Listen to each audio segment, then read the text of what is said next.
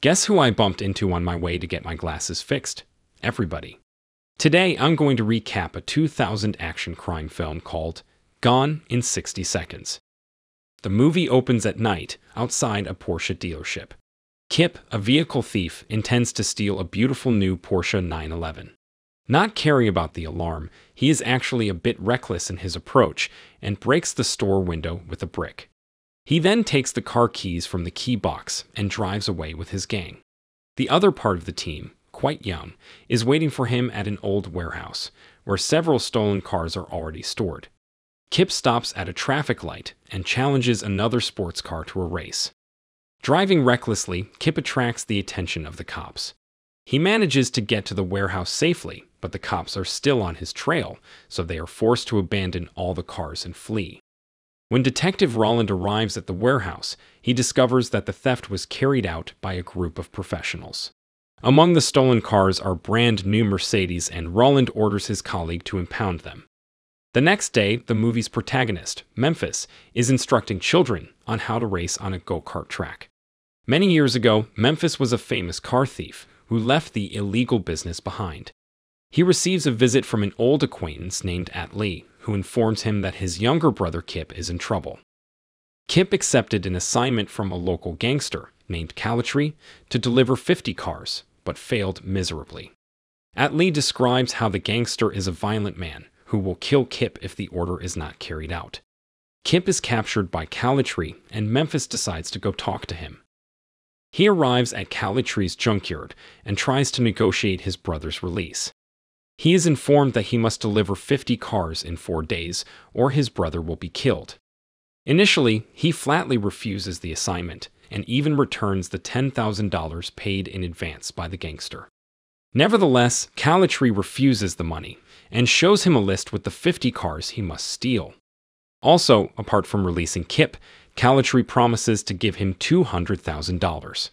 Memphis has left the criminal life behind and is hesitant to accept the assignment, but when Calitri gives the order to kill Kip with a vehicle crusher, he agrees. He takes Kip home and is sorry to see what this lifestyle has turned him into.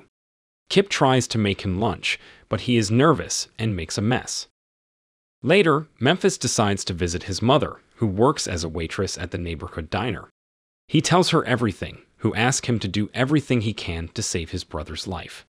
He is leaving the diner when Officer Roland and his colleagues stop him and tell that if he does anything illegal, he will be imprisoned for the rest of his life. They are already aware of the assignment given by Calitri and will keep an eye on him. That same evening, he visits the laboratory of his mentor, Otto, explaining the problem and asking for help.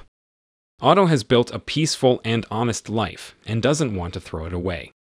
Nevertheless, he wants to help Memphis because he sees him as a son.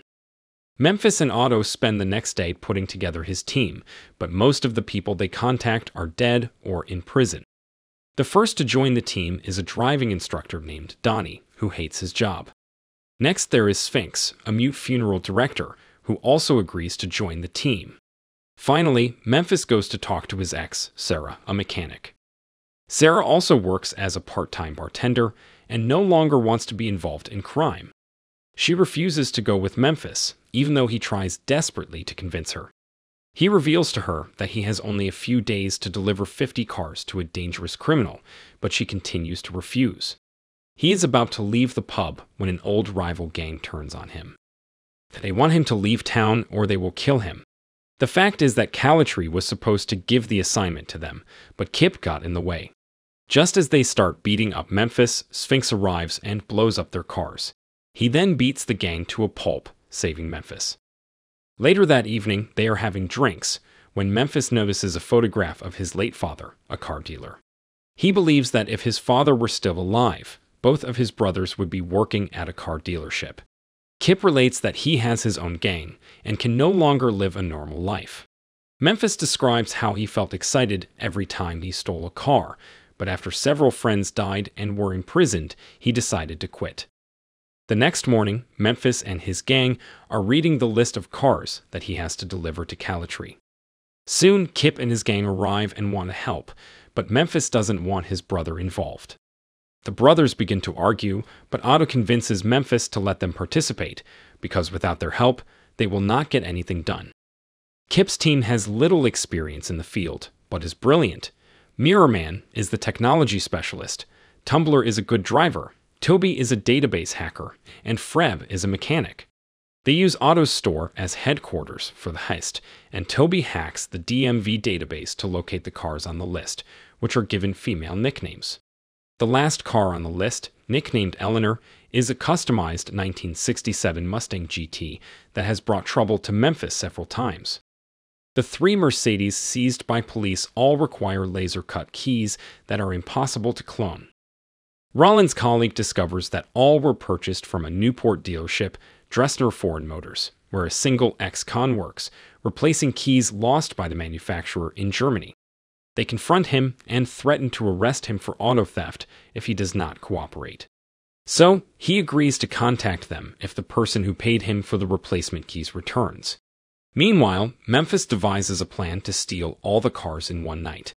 They initially hack the databases and then use old-fashioned stakeouts to locate the cars to be stolen. In addition, he discovers the location of the very rare Ferrari 275 GTB. While Memphis and Atley discuss the location of the cars, Sara, Memphis' ex, arrives and joins the team. Tumbler goes to the Caan to obtain the keys to the Mercedes, who then informs the detectives of this. The detectives follow Tumbler to their new headquarters, where they plan to ambush Memphis when he comes to steal the Mercedes. At the end of the day, Memphis goes to see Eleanor, his 1967 GR500. It is the only car he has never been able to steal, because it was giving him a lot of trouble. That night, Memphis and Kip are driving home when the rival gang surprises them in the middle of the road and starts shooting at their vehicle. The brothers manage to escape and hide in a restaurant near a police car. The gang cannot enter because of the police, but they decide to wait for them outside. Later, Kip connects a truck to a car engine with a rope, and when the truck driver drives away, he rips the car engine behind himself. This attracts the attention of police officers, who stop the gang members and find their illegal firearms. The next morning, Freb brings one of the vehicles on the list to headquarters. He claims to have stolen it in Chinatown, and when they open the trunk, they discover a large amount of heroin. At that moment, Detective Roland decides to pay them a visit. The group hides the heroin and distracts Roland enough to avoid capture, but the detective suspects that Memphis is planning to steal some cars just tonight. And in fact, Memphis and the rest of the gang start stealing cars that night. They go to a particular dealership to get the Ferraris on the list. After stealing them, they deliver them to a location at the port. Some cars are very easy to steal, but for others, they have to improvise. In an attempt to steal a car, Mirror Man disguises himself as a valet and steals it right in front of the owner. While stealing an expensive Lamborghini, Sara and Memphis start talking about how their romance ended when he left the illegal business unexpectedly. Then they become intimate for a moment. Meanwhile, Roland and his colleagues keep an eye on the 3 Mercedes. Memphis approaches and notices a van that appears out of place as soon as he tries to steal one of the Mercedes. He abruptly stops the mission and asks to return to headquarters. He realizes that the dealer, who provided them with the keys, has betrayed them.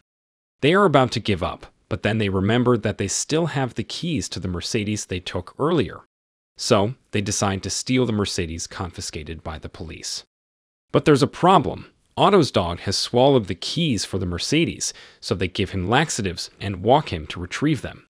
Meanwhile, an inmate informs Roland that Memphis is stealing cars for Calitri, who is taking them to South America. When the detectives go to Memphis gang headquarters, they discover the list of cars written on the walls. Roland chooses to put several rare cars under surveillance, including the GT500. Knowing Memphis, he is convinced that he will steal the GT500 last. Sphinx, Sara, and Memphis, on the other hand, collect the keys from the dog and go to the depot to steal the Mercedes. While Mirror Man distracts the guard and the team steals the cars, Memphis discovers that only 3 more cars are needed to complete the job. Later, Mirror Man and Sphinx are trying to steal a rare Humvee when some policemen try to stop them, further complicating the situation. Sphinx breaks through the police car and takes the Humvee to the port, ignoring the presence of a snake in the vehicle. Meanwhile, Kip is in a suburb to steal an SUV. However, as they attempt to drive away in the car, things go awry. Policemen block the road and start shooting at them, hitting Toby. Nevertheless, they manage to outrun the officers and take the car to the port, and then Toby to the doctor. Now the GT500 is the only car left. Memphis loves this car, but he has never been able to steal it. He goes to the car with Sara, and as soon as he gets behind the wheel, Roland and his partner appear. Sara blocks the officer's way, trying to buy some time for Memphis, but Roland tricks her, and a chase ensues.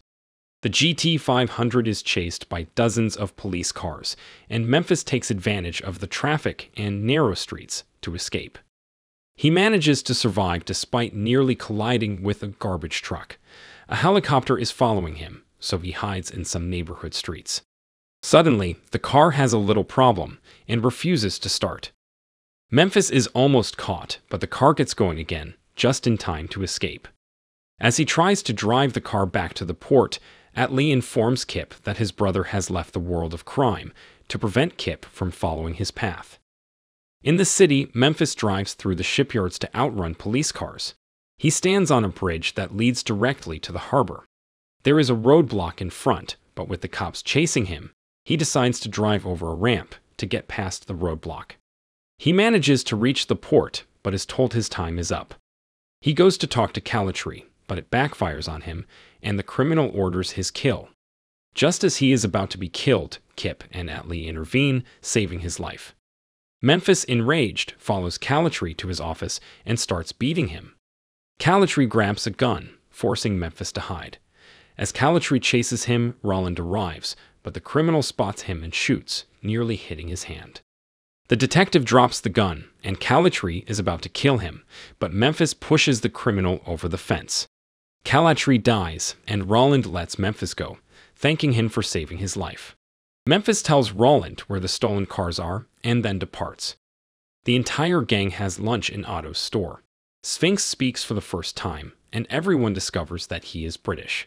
Finally, Kip gives Memphis a beat-up GT500, and he leaves with Sara on board. If you enjoyed this video, don't be shy to hit the like button, and if you disliked it, hit the dislike button twice, just to be sure. It would be best if you watched the whole movie. Thank you very much for watching. Please subscribe for more videos like this.